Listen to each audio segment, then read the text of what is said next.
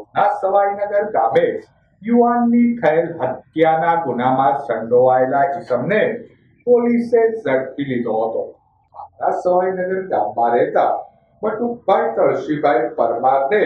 વારસાઈમાં મળેલી 43 વીઘા ખેતીની જમીનમાં તેના મોટા પુત્ર મુકેશ બટુકભાઈ પરમારને ભાગ જોઈતો હોય ગત તારીખ 28 માર્ચના રોજ બટુકભાઈ અને તેનો નાનો પુત્ર ચંદુભાઈ ઘરે હાજર હતા. ત્યારે મુકેશે ઘરે આવી મારી જમીનનો ભાગ આપી દો, મારે જમીન વેચી નાખવાની છે તેમ કહી તેના પિતા અને નાના ભાઈ સાથે ઝઘડો કરી નાના ભાઈ ચંદુભાઈના માથાના ભાગે ધારિયાના ઘા ઝીકી દઈ ગંભીર ઈજા પહોંચાડી મોત નિપજાવી કાઢ્યું હતું. ત્યાં કર્યા બાદ મુકેશ બટુકભાઈ પરમાર ફરાર થઈ જતા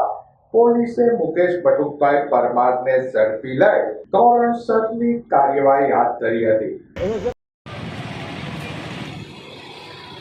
વેરાવદર ભાલ પોલીસ સ્ટેશન વિસ્તારના જે ગ્રામ્યનો આ બનાવ હતો, જેમાં હકીકત એવી હતી કે જે પિતાશ્રી અને પુત્રો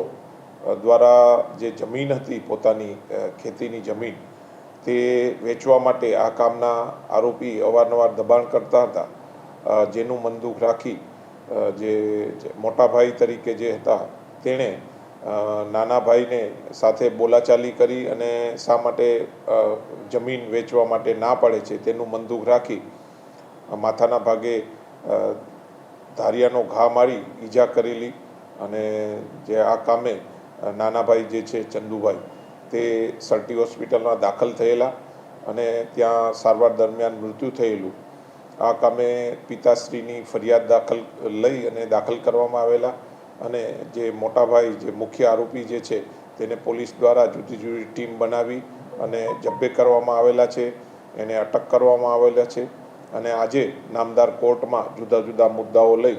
અને તેને નામદાર કોર્ટમાં રિમાન્ડની માંગણી કરવામાં આવનાર છે.